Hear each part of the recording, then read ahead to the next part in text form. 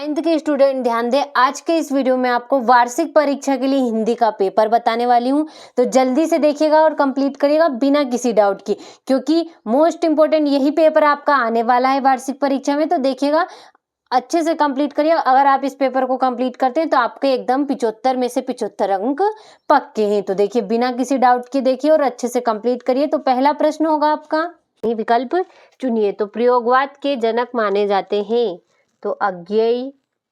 और हिम तरंगिणी के रचनाकार है, तो होगा आपका माखनलाल चतुर्वेदी है। और श्रृंगार रस का स्थायी भाव क्या है, तो श्रृंगार रस का स्थायी भाव रति है।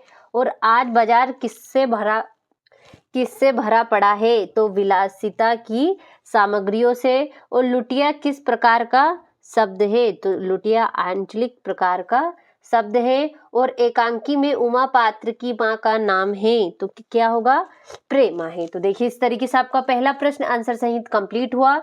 अब देखते हैं हमारा दूसरा प्रश्न, जो कि है रिक्त स्थानों की पूर्ति कीजिए। थल थल में बसता है शिव ही, यानी कि थल थल में बसता है शिव ही। और चरण सरोज पखारन लागा रूपक अलंकार का उदाहरण है। और रेल शब्द विदेशी शब्द है। और हम हाथी पे हल न जुतवाया करते, हम पे बैल है। और डांडे तिब्बत में सबसे खतरे की जगह है। और सांवले सपनों की याद संस्मरण विधा की रचना है। तो देखिए, इस तरीके से आपका दूसरा प्रश्न भी आंसर सहित कंप्लीट हुआ। अगला होगा आपका, देखिए तीसरा प्रश्न आपका, सही जोड़ी बनाइए। तो कामायनी, तो इसका होगा महाकाव्य। चपला देवी, तो चपला देवी का होगा द्विवेदी युग। आकाश, तो आकाश का होगा आपका नभ गगन। गोपाल प्रसाद, तो गोपाल प्रसाद का होगा वकील।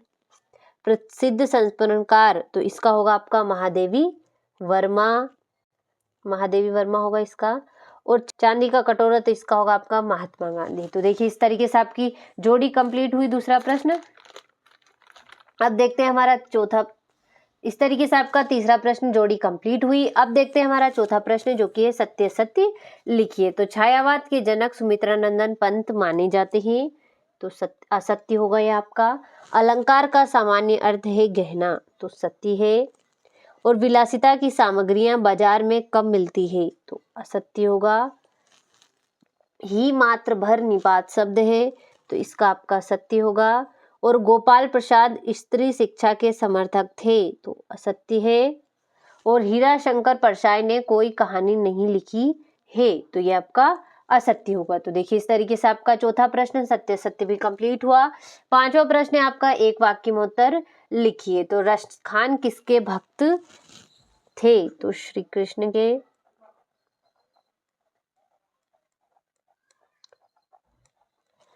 संचारी भावों की संख्या कितनी मानी गई है, तो 33 मानी गई है। और आज कौन सा जीवन दर्शन आ रहा है, तो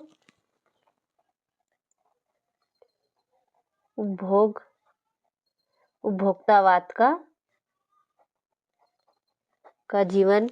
और अंधकार शब्द का तद्भव क्या है, तो इसका होगा आपका अंधेरा।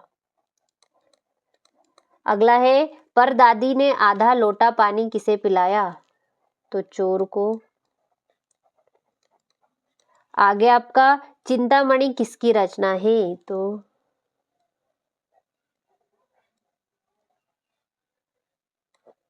किसकी रचना है, रामचंद्र शुक्ल की रचना है। तो देखिए, इस तरीके से आपका पांचवा प्रश्न भी कंप्लीट हुआ। अब देखते हैं हमारा अगला प्रश्न, जो कि है राम भक्ति शाखा की प्रमुख विशेषताएं लिखिए। सातवां होगा आपका, इस संसार में सच्चा संत कौन कहलाता है। अगला है आपका, कालिंदी कुल कंदम की डारन में कौन सा अलंकार है। कवि ने पीपल को ही बड़ा बुजुर्ग क्यों कहा है, समझाइए। तो देखिए, इस तरीके से प्रश्न दे रखे हैं, आप इन्हें अच्छे से स्क्रीनशॉट लेकर कंप्लीट करिएगा। इनका आंसर सही, तो देखिए 14वां हो गया। देखिए अभी के लिए आप इन प्रश्नों का अच्छे से स्क्रीनशॉट ले लीजिए। अगले वीडियो में मैं इनका आपको आंसर भी बताने वाली हूँ। तो देखिए 19वां हो गया, ये हो गया आपका 20वां प्रश्न, 21वां हो गया, तो इनका अच्छे से स्क्रीनशॉट ले लीजिए। ये हो गया आपका 22वां प्रश्न, इसमें आपको पिता या अभिभावक को स्थानांतरण हो जाने के कारण विद्यालय में स्थानांतरण प्रमाण पत्र प्राप्त करने हेतु आवेदन पत्र लिखना है। ये हो गया आपका 23वां प्रश्न, इसमें आपको निबंध लिखना है। तो देखिए इस तरीके से आपको कुल 23 प्रश्न दे रखे हैं, तो इन सभी को आप बिना डाउट के कंप्लीट करिए।